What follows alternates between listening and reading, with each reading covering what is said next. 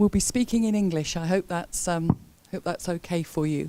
I'm sorry my Spanish isn't very good, but thank you very much for having us back. We were at the Women's Football Summit just 4 weeks ago, the first one run by the organisation, and it was a great event, and they've invited us to return. So thank you for having us. It's a pleasure to be here. My background is in women's sport, but especially in women's football for the past 10 years. I've been working with the English Football Association and with UEFA and with professional clubs and leagues, and also with brand partners and media partners that invest in women's football and in women's sport. So I'm here with Pedro, a good friend, to share some of that knowledge and experience. Yeah, also good morning to everyone. As Sally said, glad to be here. Thank you for World Football Summit, Marcos, and the whole organization. It was really good. I still remember this last month organizing this Women's Football Summit that I hoped some of you really enjoyed. And as I always say, let's make some noise. Let's talk about women's football. Let's talk about how it's developing. I will tell you a little bit about what we are doing in LaLiga. Sally has prepared also some slides about the international development, and yeah, should be also an open discussion. Yeah, so feel free to ask whatever you think, and it's interesting talk. So the whole industry is here. So let's make some noise. Thank you, Pedro. So if we just work through some key topic areas, really, just to share some information. We just wanted to share with you, the fact that the landscape for women's sport and women's football is changing. It's changing across Europe in particular, but also globally in our experience. So we are seeing growth in participation in terms of numbers, and Pedro can obviously speak to the growth that's happening in Spain and the investment that's taking place here by the league and by the brand partners, by the media partners and the clubs in particular. We can also see growth in the fan base. There are countries across the world, FIFA and UEFA as international federations, that are seeking to double the number of players and fans over the next 5 years. So in terms of global commitment to growth, we're seeing that significantly. And we're seeing brand partners now really appreciating that there is a return on investment now when they work with women's sport and women's football as the biggest global women's sport in particular. And if you looked at the Women's Euros this summer, you'll see that 165 million fans, that was the total reach for that television media audience, which was tremendous. Terrestrial television, digital social media platforms growing. So there are some real hard statistics and numbers now behind this movement that starts to prove the business case and the sport case for growth. Pedro, how from a Spanish perspective and the work you've been doing in LaLiga, how have you found the landscape changing? So what we had in Spain was, as I always say, a clear situation about what the clubs were doing. On the one hand, we had like many clubs, professional or linked to professional men's club, and there's independent ones. That means not linked to the professional men's one, that were doing quite a really good, fantastic job. Yeah, they were investing a lot of money, a lot of resources, and really were trusting in the product. But on the other hand, we didn't have this environment that could help us develop all this growth. So this was one of the reasons why LaLiga decided to start this project, to invest, and to really work on what we've been working, that is, develop the product. We are really working on creating this value, creating an asset, creating a product that makes sense for the fans, that makes sense for the clubs to invest. And I can share some four good facts that are explaining or are showing that I think we are on the right way. First of all, these are approximate figures, as not all the clubs has this fun systems on counting for the stadiums. We almost double the fans that were attending to the stadiums this season versus the season 15-16. So it was almost like 200,000 people attending to different stadiums of the first division. Secondly, the number of licenses you talked about the increasing participation. Number of licenses increased globally only in football, approximately 47%. And 27%. And the most important thing was that it was 47% on the basis. That means on the grassroots, between 8 years and 14 years old, which is quite important. And what I always think is it will be seen next season. I mean, the real work we'll see next season, as we will see how the first Iberdrola League developed into this grassroots competition. So, and finally, it was also we already saw a real growth regarding the digital side. It was an increase regarding followers of the whole clubs of 74%. So it was quite meant that there was a lot of work to do, and that we are on the right way. Brilliant, thank you. It's probably just worth mentioning UEFA's We Play Strong campaign at this stage, because you mentioned youth, the importance of young women and girls starting to play the game. UEFA has invested over 20 million euros recently, and the European Commission as well, EU, has put an awful lot of money in match funding into women's sport and women's football. But that project, the ambition is to make women's and girls' football the #1 sport in 55 countries across Europe by 2021-22. So that's a stated ambition, which means that there are 55 countries, Spain being one of them, England being another, that is focusing on this rapid period of growth. And part of that is making the sport commercially sustainable. Okay. Just wanted to make you aware, if you didn't know already, of the importance of women as decision makers and budget holders.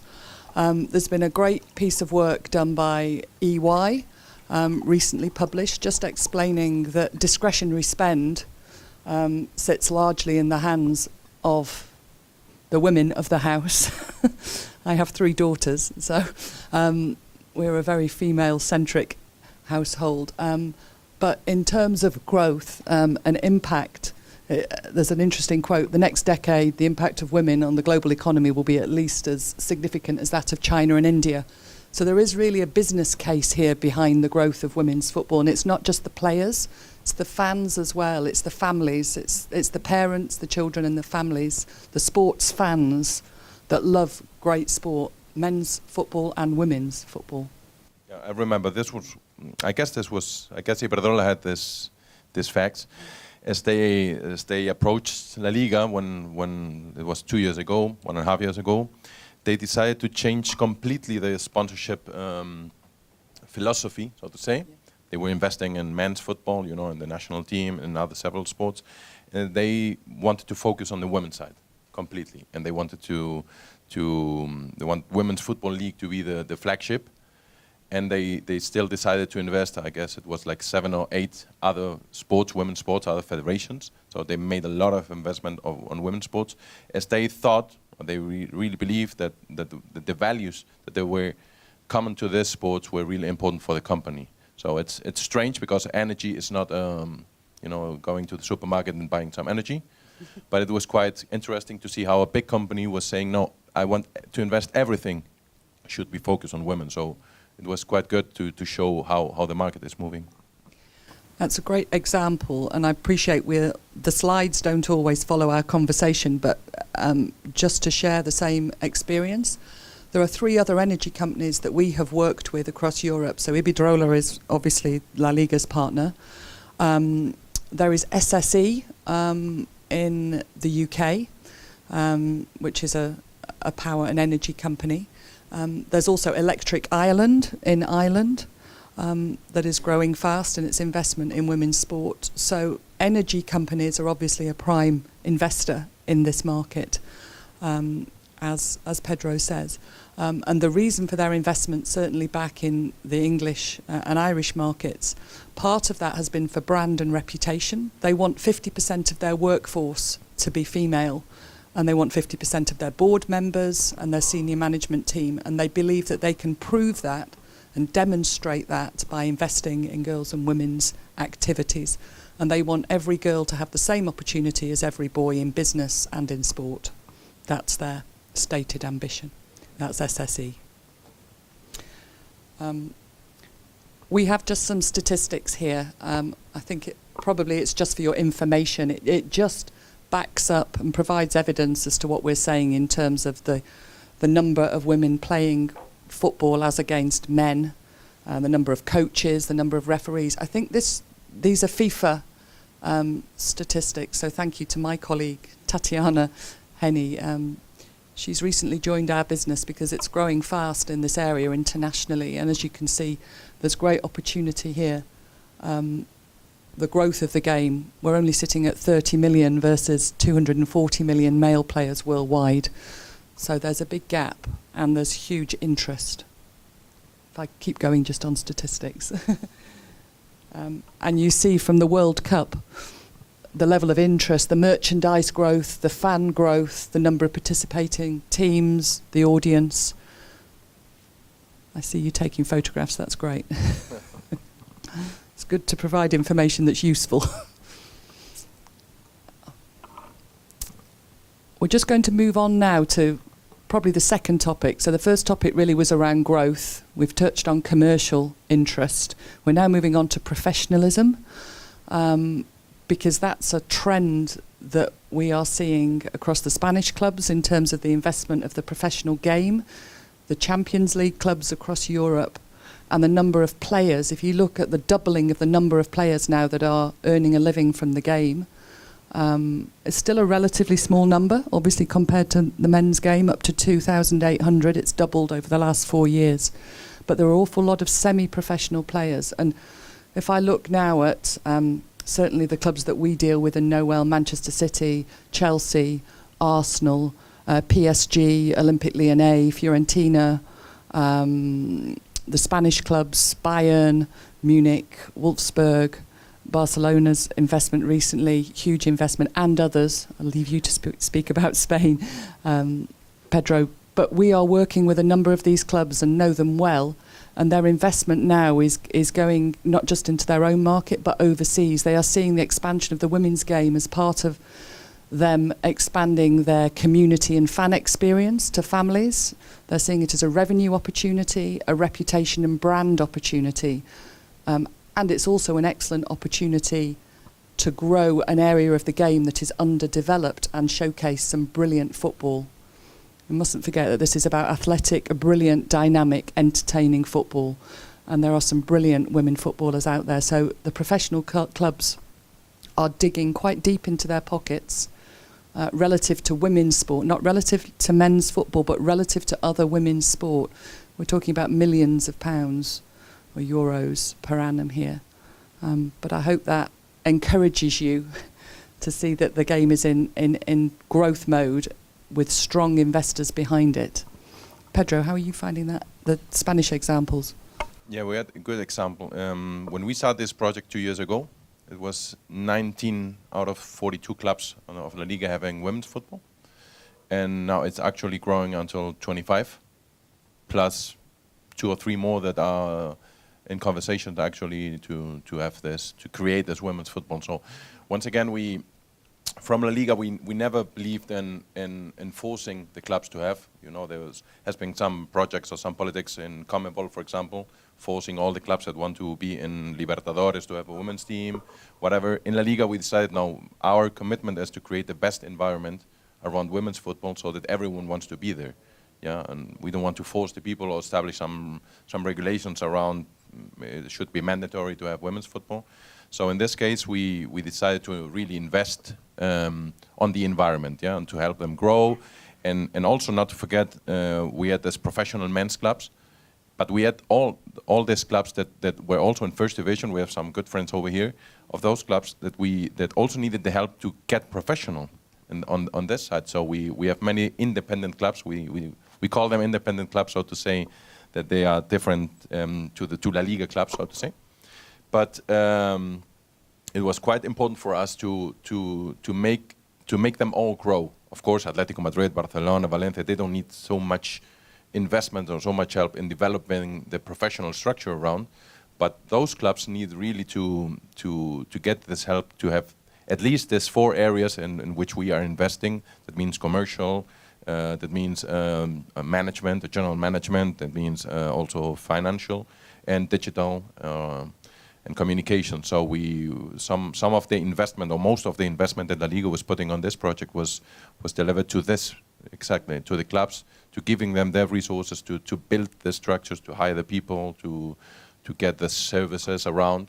And once again, this was a clear example or result of what we invested, this growth on the digital side, for example. Now the clubs have people that are specialized on digital side.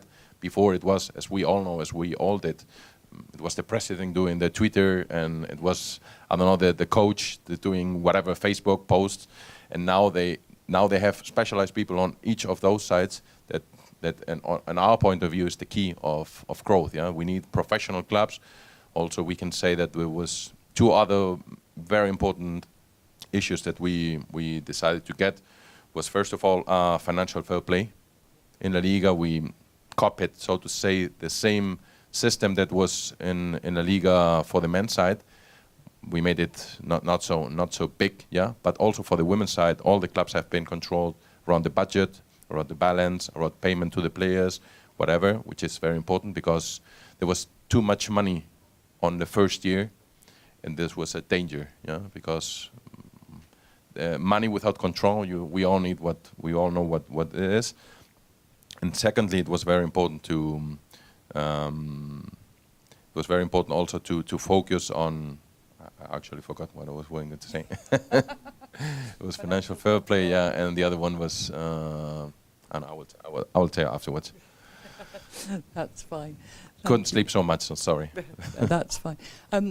Just on the club licensing and the standards that you described, it's very easy to talk about the professional clubs and the structures because they are strong and they have the means to invest. But what Pedro is saying about the clubs in the second or lower divisions, this, in our experience, this progression has happened quite quickly in the last 4 years, probably from 2012 to 2016. But just for those people in the audience that are working perhaps with smaller clubs or working in the amateur or grassroots game or the community game, a lot of our work over the past 5 to 10 years has been with those other clubs and educational establishments and universities and government partners and funders, because they're only a small, in the whole market, in terms of the size of the game, there are only a small number of professional clubs. So the licensing model and the investment that's happening at a lower level is equally important to drive up the standards and to provide more opportunity. So it's an interesting balance. It's great that the professionalisation is happening and that the licensing is happening because that's top down. But equally, there's some fantastic work going on at grassroots level to grow the game from the base up, which is why we're seeing interesting partnerships, the professional clubs and their media and commercial partners working on some fantastic participation initiatives at the base. So these professional clubs are going out right down and partnering with amateur and grassroots clubs and schools and doing brilliant work in the communities as well. So I just didn't want you to think it was exclusive in any way. In, at that point, in Spain, when we decided to start this project, we decided to start with elite, because we believe that we need to build a strong elite that could pull from the other ones. Yeah. So, and this was indeed what we got, because nowadays we can say that many girls in Spain, many also the parents, whatever, they're looking at women's football from another perspective. Now they see it's a good product. They're playing in good stadiums, good coaches. The players look fit. Also, it's very important also that the whole environment is quite attractive for everyone. So we believe this will help to grow. And also in Spain, it was quite easy for us because all the clubs were doing a fantastic job on the grassroots levels without any help. I mean, they were really good. We found clubs with more than 200, 300 girls playing on the academies. So they don't need as much help on the grassroots because they already have a very good work done. The final point on professionalism, which is always a question when we have our industry topics, which is around players' pay, salaries. This was the point that I wanted to talk. This was the second issue. Okay. I guess. So you will see, obviously, in the market, you'll see the transfer fees, you will see the salaries advertised. The confidential information is difficult to access. But if we look at the growth of the game in the English market and the transfer fees that are taking place there, it's not unusual for players now to earn £2,000 to £5,000 or euros a month. That is not unusual at the top end of the game. So you will see those players coming through, and then those with professional endorsements and separate commercial contracts will earn more.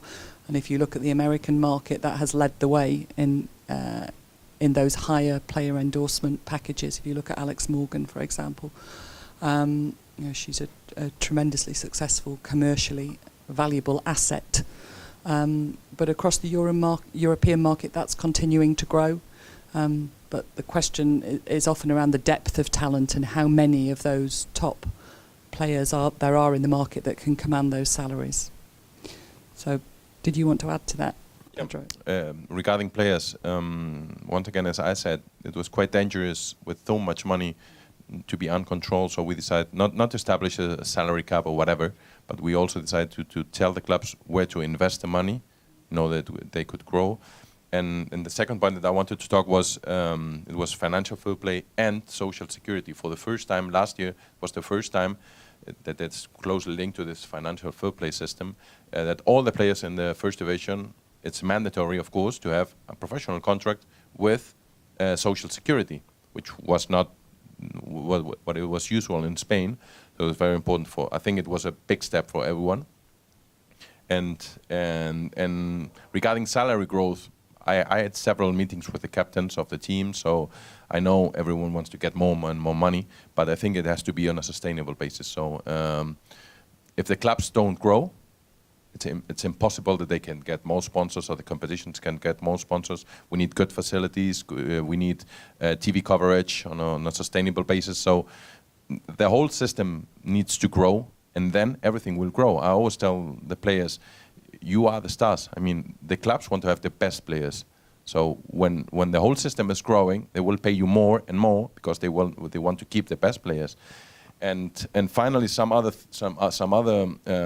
things happening around in Spain. For the first time, there was two transfer fees paid in Spain.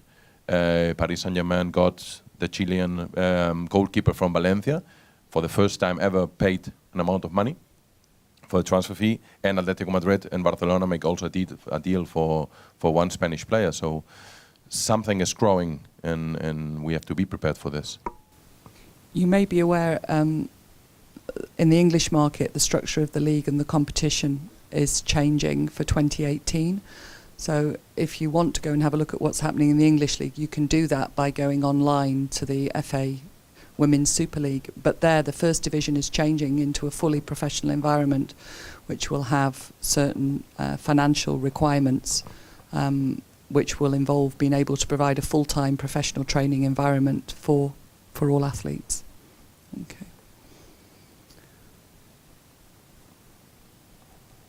I think we have just some more information and statistics for you there, just around the interest in the sport, the fact that brand partners, if they invest, they are received more warmly, and at the moment, the very small amount of money that is invested behind from a commercial perspective. 4% of the European football market is the percentage for women's football brand sponsorships at the moment. It only accounts for 4%. So the opportunity is there for investment at a relatively affordable price in an uncluttered market. Just moving on now to a new theme, which is really about women's football being different from men's football and having a unique place in sport and in terms of its commercial potential. We find that we're often asked to compare men's and women's football. Are they the same? Are they different? Obviously, they play to the same rules on the same pitch. However, we find in our work that it's important to distinguish the unique attributes of the sport it is different. It does have different characteristics. It can draw on the best of the men's game, but in terms of many of the features that we put up on the diagram, in terms of the opportunity for growth, the accessibility, the ability to engage with the players, there are many features to the sport that place it in a unique position, which we think gives it some commercial and competitive advantages. Pedro, that's something that you've been very keen to do. I know LaLiga supports both men's and women's, but you also see those advantages, I believe. Yeah, and one of the good points, for example, in our communication departments or marketing, I've heard many times to say, let's try this on the women's side, because it's much more accessible, it's easy, and we are always like try, because we can do the things, new things, and we had some good examples that were first introduced into the women's side and then into the men's side. So it was this Sunday we made some good point with cancer, with all the players, all the referees. That is not easy on the men's side also were involved. So yeah, it's a good point. I mean, and this is one of the key things that I also talk to the players. We don't have to lose this accessibility, this whole environment of being different. Yeah, because if we get into the same place, we are dead, so to say. I mean, yeah, because we have to make ourselves different from the other ones, and accessibility and this kind of players. I always tell my friends, let's go, just go to a game, go with your daughter or whatever. You will find real people. I mean, it's not the big stars. That, of course, I have a daughter, and I would love her to be like Cristiano Ronaldo, of course, because I mean they also deserve. The professional players did a lot of things to get up there, but of course, when you get to the players, you know that they are studying, that some of them are working, but most of them are studying, that they are getting the money, they're earning not so much money, but they are training hard, they're getting in the bus. They really do this because they love the sport and they want to grow. I think this will be different in 20 years or 25 years, but now actually for me, these are the role models that I would like my daughter to look at. No, I think that's absolutely right. I'm just going to look and check we've covered everything. It's probably it is around this content, athletes, the backstory, integrity, authenticity, fair play. These are the attributes, pioneering, that we're often asked to talk to media partners, commercial partners, and the players themselves believe it. They are the ambassadors for the sport. They're incredible. I didn't anticipate that aspect of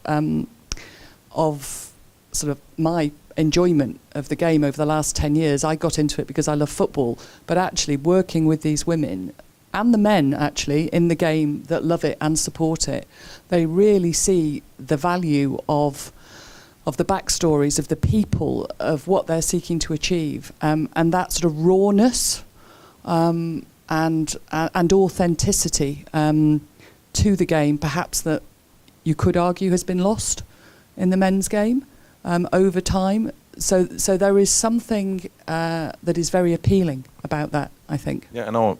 We always talk, I mean, we all are fans, yeah? So I think it's important to know the player. There's a lot of storytelling around the player. Also on the men's side, but I think they forgot this. But of course, on the women's side, there's a lot of storytelling. How hard it was for this little girl of 8 to play football in her town, to get with the boys, to being said, no, you have to go away, whatever. She still goes on and goes on. So on LaLiga side, from a content point of view, we've been focused a lot on content creation, on storytelling, and also, which I think it's quite interesting, cross content with the men's side. I mean, we have a lot of professional men's side teams. They have women and men, and we are doing quite good content between a men's player and a female player. They are talking about the same. They're talking about football. Both of them are footballers. So I think there is quite a big space around content creation on digital side, of course, about storytelling and all this kind of contents. Just one example for you here. Some of you may have heard this if you were at Leaders last week. There was a the Leaders Sports Summit and Business Summit in London last week. But there was a fascinating presentation by the Chief Engagement Officer of Samsung. Samsung are an investor in women's sport worldwide. Globally, they invest in assets. But he talked about the need to move from monologue to dialogue, and engagement being key to the way in which a brand now, and LaLiga I would regard as a brand, the way a brand now establishes credibility, and that requires loss of control, because it means that your best friend is the person talking about you, and your best friend could be anybody in your audience, anybody through mobile social devices that you are engaging with. And athletes are at the core of their commercial strategy, and they are hunting female athletes, and they are keeping a very close eye on women's football. We spoke a lot about the American market in that conversation with Samsung. But for them, athletes, tone of voice, engagement, dialogue is critical. And I think that's something really unique that women's football has to offer, if we can get to the authentic, interesting, captivating backstories of those young girls. And they don't have to be famous. They don't have to be celebrities. They can be the girl on the street that's playing the game, or the teachers or the coaches that work with them. So hopefully that's an interesting case study to think about and research. We have more information on that if you want, but the Samsung presentation was fascinating. Gentleman nodding, you saw it. Yeah, I thought it was one of the best ones of the week. Brilliant. I think we're really here just bringing this to life. I'm sorry, the slide has lost the top. But as well as that engagement, it's for brands and commercial partners an opportunity to talk to an audience in a different way. It's the same engagement point that was brought to life by Samsung, done in lots of different ways. So I think we probably can move on from there. I think we've probably explained that sufficiently, but very happy to take questions and chat about it. And then finally, before we just move on to a couple of case studies, if we've got time, this is really about the structure of sport. So it's a further theme really for us today, which is in football and in other sports, if you are going to tell a great story and grow the sport, you need to get your sport in shape. And for football, as many of you will know, grassroots moves up through schools and community, up to the amateur club game. Then you'll have the professional leagues and clubs. You move into the Champions League, into the Women's Euros, and your national team obviously can play in world competition. But that chart 10 years ago in England, which was where I started, was a mess. Some were played in the winter, some were played in the summer. There was no connection between the two. There was no pathway up the side. And you couldn't tell the story commercially to any media or commercial partner. So the work for 10 years was to create this pathway up and down. And I know that's a long-term commitment and it requires significant investment. And I know through Pedro and LaLiga that is something that they are 2 to 3 years down that journey. That's a 10-year journey in the UK, in England, and massive progress has been made. But for anybody investing in the game, a club, a league, a federation, it's a long-term commitment and it requires you to organise your sport, in our experience. Pedro? Yeah, you said 2-3 years. My president always said this is a marathon, yeah?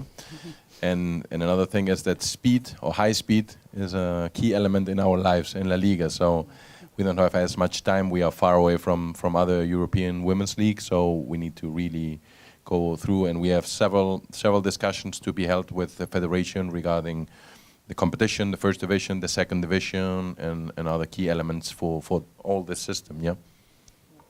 Absolutely, it's an exciting time, and sometimes, certainly, my perception of progress in other countries has been proved wrong. As we now travel around Europe, around 55 countries, you start to see the work that's been done in Spain, which we think is excellent because it has a long-term plan to it. And then we work in Germany, which is an advanced country. It's a mature country with a great league, which is finding it's having to restructure because it can no longer keep doing the same things that it has always done. So that's been fascinating. So it'd be interesting to see what the Bundesliga does in Germany next and the way its clubs address the game, because in that country at the moment the fan base is dwindling and the audiences are shrinking. So that's an interesting case, but they're doing some great work to address it. And then finally, if we have time, please tell us if we're running out of time and we want to take your questions. We'll just run you through, these are some case studies. We've tried to bring them to life as we've been talking. But the first one is SSE. We mentioned SSE before, the energy, move back, the energy company. They sponsored the FA Cup in England, the National Cup, the first time it came to Wembley. And it's a long-term investment. It's terrestrial broadcaster. And as we said, it's about girls and young people. And access to players has been critical to make that a success. And you can see the value of that deal. It's the importance there is the equivalent value in cash and in activation. So they have to invest in the game. It's a contractual requirement. You can't just put money in. You have to invest in the game as well. LaLiga Iberdrola is very similar. Yeah, in our case, of course, resources were needed and money is always needed for the growth. But there were 2 points. First of all, LaLiga told Iberdrola the same money that you will put, we will invest. And of course, we needed some partner that really adds a value to the project. So money was not as important as the value and the commitment of the brand in this case. And of course, we need some company that was really keen on investing and on activating the women's side. So Iberdrola was very good because of, once again, this big project around women's sports. So I think he was the right partner. Great. Keep moving. Just to give you an example of the US soccer, and this is really just to demonstrate when you have a number of partners in sport, in women's sport, and in this case in women's football, or in men's football, it's the easiest route is often to persuade those partners that love the game to understand the brilliant characteristics and unique attributes of the women's game and carry them across so that they fall in love with women's football just in the same way that they fell in love with men's football. So that's an example of how US soccer have carried across a number of their partners. The next example, and I'm sorry I'm giving you a number of English examples, but they're probably some of the more advanced work that's been done in Europe. This was really around the domestic league and the new way that it tackled its broadcast media and digital rights packages. So first of all, it separated its packages, its content packages. Then it valued them. In the past, it had not been valued. So no money changed hands for those rights previously. It was a cost, a production cost. So the first job was to restructure the rights, develop the content packages and separate them so that there was a terrestrial package sold, a pay TV package sold, digital and content packages within that, which resulted in a partnership, and the first of its kind actually, between the terrestrial broadcaster and the pay TV broadcaster, with some live streaming within there. And as a result, that's been we've been able to grow the game, grow the audience significantly. 6 years ago, there was no women's football on the television in the UK. So it's moved radically in that time with these two broadcasters behind it. And Channel 4 obviously took the Euros as well. So it's now a competitive market in the UK for women's football rights. And Sky sits on the outside of that, but quite keen to try to get within it.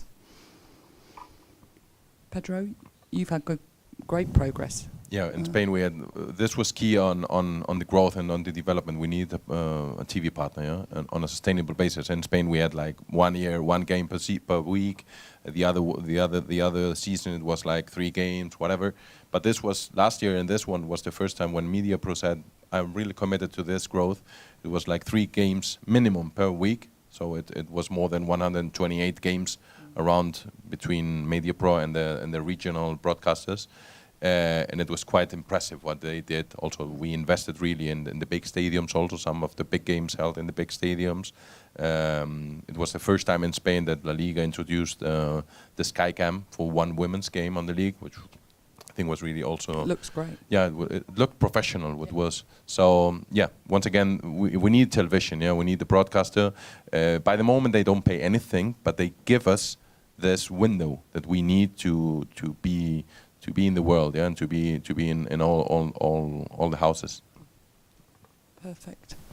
And then the final example, and I appreciate this takes us outside of football and outside of Europe, but for that reason I just thought it was an interesting point to end on, because netball is the biggest Commonwealth sport, biggest Australian sport, and it's a good example of Samsung we referenced earlier. Samsung has a sports portfolio, it's growing a women's sport portfolio. Nissan has a women's sport portfolio, it's a Champions League partner, and it's a Manchester City women's and men's partner.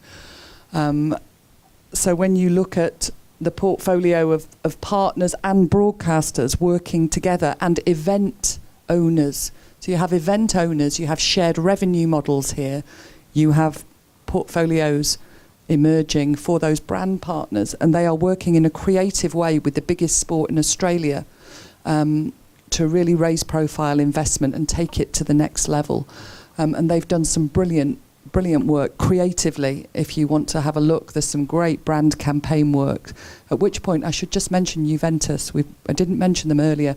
They've done a brilliant piece of campaign work recently out there, and I know they're speaking today or tomorrow at the conference. But creatively and from an image perspective, some fantastic imagery going out of women's sport, in this case in the Southern Hemisphere. And government is really investing in this particular project, and that I thought was worth referencing, because in Europe the government and health education funding partners are also investing in women and girls sport and women and girls football, because they see it as a way of building self-confidence, tackling obesity, health and inactivity. They are seeing this as part of a broader portfolio. So really the point here that I wanted to sort of leave you with, that this is more than sport. It's not just sport. It's about people's health, people's lives, people's confidence and opportunity for girls and women. And that's what we've really enjoyed, particularly in the work that we've done here and in other countries around the world. Pedro? I think we have some signals there that we have to end. Yeah, totally agree with this. And I guess it's a good opportunity. If you have some questions or some comments around what we've talked, we'll be glad to conversate. Yeah. Thank you.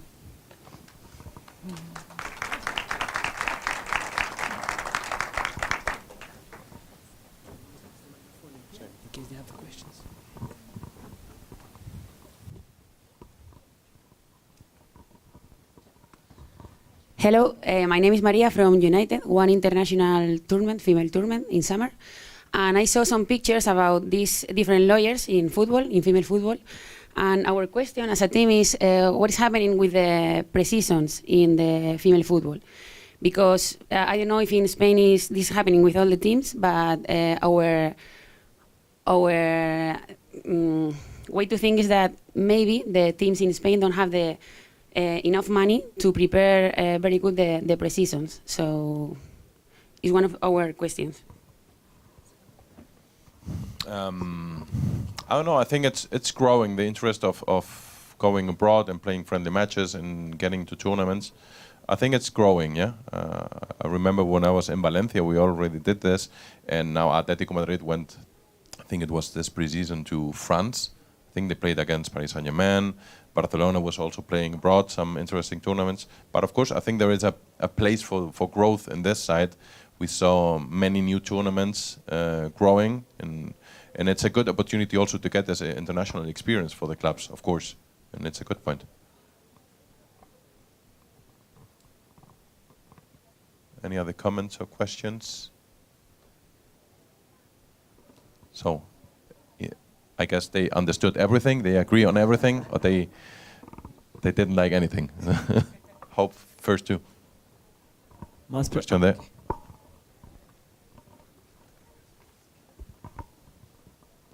Okay, so my name is Borja. I have one question about the professional market, because you talk about that. If you compare to England market, if you go to Chelsea website or wherever, on the bottom, you can see a careers development, so you can join. Why don't we have this in Spain? I know LaLiga have it, but not the clubs. What you meant, I think did not understand the question.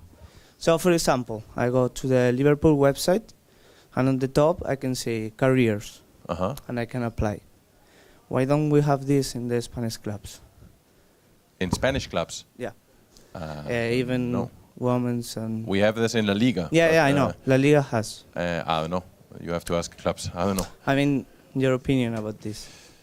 Well, I guess there are many ways, not only on the website, but on LinkedIn. Most of the clubs have it on LinkedIn. There's opportunities. I guess there are opportunities around the club. So I don't know. It's about searching. You know, I think the English market could be much more developed on this side. Yeah. Just one comment. When the league and the clubs were starting to move into the women's game, 2011, 2012, there was a big emphasis on creating careers for young women on and off the pitch. So careers in media, careers in sports science, careers in marketing and communication. So a lot of the jobs, even now, we mention the professional numbers, but there are an awful lot of semi-professional women who are working in the club and earning a living from playing football, and that's something that's been actively developed as a strategy with the clubs. So that may be why in England you see that careers. I can remember in the first year we created 27 jobs for women in those clubs, not to play football, but paid work in the game that allowed them to become full-time football professionals on and off the pitch. So maybe it's a result of that strategy that you see those careers, in which case, very proud. That's great. Very proud of them for doing it. Buenos días. Voy a formular la pregunta en español, si no os importa. Bueno, aquí en el fútbol femenino en España estamos en pleno proceso de profesionalización. Está contribuyendo a ello de una manera importante Iberdrola. Y bueno, dentro de esa necesidad de financiación y de inversión que se necesita para esa profesionalización, que en definitiva lo que va buscando es que pueda la futbolista profesional, al menos en la primera división, pueda dedicarse plenamente a ello, aspecto que es de interés no solamente para la propia deportista, sino para el propio club, de tener unos profesionales que puedan destinarse de pleno a esa actividad, ¿no? Bueno, pues en ese aspecto de financiación hay una norma que yo no sé, Pedro, si tú estarás con información al respecto, pero que sí me gustaría plantearte, que es la norma de desarrollo por la que pasa o por la que pueden financiarse las cuotas de seguridad social de la primera división, norma de desarrollo que tendría que haber elaborado el Consejo ya hace tiempo y que no sé por qué circunstancias aún no está, y con ello pues de alguna manera se está privando a este sector deportivo necesitado de financiación de esos ingresos. Gracias. Bueno, contesto en español. Realmente la pregunta debería responderla al Consejo Superior de Deportes, que es el órgano encargado para ello. Sí que te puedo adelantar que me consta que ya están en una fase avanzada para la redacción del Real Decreto de Desarrollo, que es el que lo tiene que implementar. Y al respecto de cómo está lastrando ese retraso, te puedo contar lo que desde la Liga hemos implementado para ayudar a eso, y bueno, hay clubes aquí que lo pueden confirmar, y es que desde la Liga estamos dando ya ese dinero, adelantando ese dinero ya a los clubes para que ya lo puedan implementar. Ya desde el año pasado se le ha hecho unos préstamos a los clubes para que evidentemente pudieran asumir el gran coste de seguridad social que eso implicaba. Entonces, con total tranquilidad, pues la Liga les ha prestado el dinero, se está controlando trimestralmente que todo está en funcionamiento, que todos los jugadores están todos los pagos de seguridad social hechas, todo el mundo en alta, y a partir de ahí, pues cuando el CSD empiece a implementar y a dar ese dinero, pues ya los clubes lo devolverán. Pero para nosotros, para la Liga, era muy importante empezar ya desde el año pasado, dentro de esas normas de control económico, que todas las jugadoras que estuvieran en plantilla que recibieran un pago, evidentemente que fueran profesionales y que lo cobraran dentro de un entorno contractual y dentro de, evidentemente, una seguridad social como cualquier futbolista, con contratos según el Real Decreto 1006 de deportistas, es decir, ya no tiene que haber contratos de administrativa si uno es futbolista, evidentemente, y todo eso se ha venido controlado desde la Liga, y de nuevo les hemos dado a los clubes esa tesorería para que pudieran asumir, y lo vamos a seguir haciendo esta temporada que ya estamos en los trámites. Hola, ¿qué tal? Soy Laura Cordeiro de Good Morning Sports. Trabajamos en Latinoamérica y quería hacerles una pregunta, y es ¿cuál es la opinión vuestra sobre el desarrollo del fútbol femenino en Latinoamérica? Y si tienen alguna especie de vínculos ustedes en cuanto para contribuir a ese desarrollo, como la Liga o...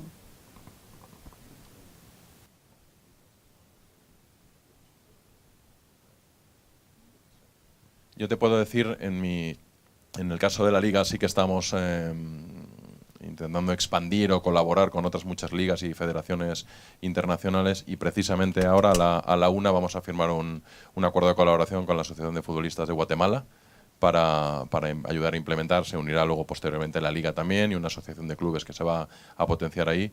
Entonces, pues en ese sentido nosotros estamos bastante mentalizados en la medida de nuestras posibilidades, evidentemente, porque somos una entidad local de la Liga, pero bueno, en nuestro plan de internacionalización sí que el fútbol femenino juega un papel clave, y estoy de acuerdo que yo creo que Latinoamérica tiene un potencial de crecimiento tremendo, pero no por ello hay que ser negativo, ¿eh? Yo creo que al final lo que estamos viendo en España hace 3 años estaba muy lejos y que era casi inimaginable, con lo cual yo creo que simplemente hace falta el compromiso de las instituciones, y yo creo que es muy importante el impulso de los clubes Y de las marcas, ¿no? y de las marcas comerciales. Pero bueno, de nuevo, quiero decir, no debemos esperar que sea la marca la que venga sin ofrecer nada. Nuestro punto de vista es, vamos a crear ese entorno, vamos a hacer que las cosas vengan. Iberdrola no vino de la nada, Iberdrola vio que se estaba empezando a mover y que había una seriedad, y entonces es cuando se quiso mover. Entonces yo creo que tiene que ser al revés. El paso lo tenemos que dar las instituciones, lo tienen que dar los clubes, lo tienen que dar las ligas, las federaciones, y a partir de ahí, si se trabaja un producto, las marcas invertirán. Si el producto no es de calidad, la marca no invertirá y no debe invertir. I'm sorry, I can't follow it all in Spanish, but I just wanted to... My colleague, Tatiana, that's with us today, Tatiana was head of women's football at FIFA for many years and has done an awful lot of work in those countries, and was responsible for running the World Cup in Canada in 2015. So in terms of the growth that we've seen and that she has experienced personally, there's probably a lot of direct experience there. She's in the room if you want to have a chat at the end. So I think that might be quite helpful. Thank you.